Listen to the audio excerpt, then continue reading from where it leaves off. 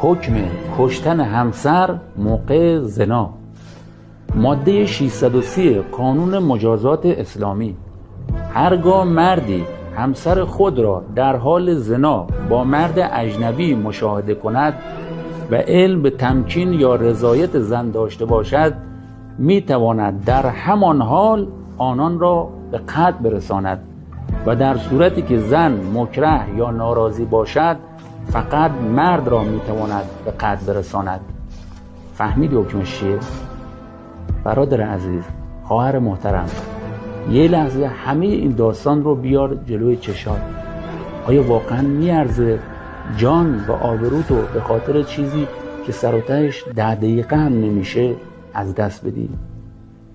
نظرتو این زیر کامنت کن. این پست رو هم برای همه دوستات ارسال کن تا اونا هم آگاه بشن.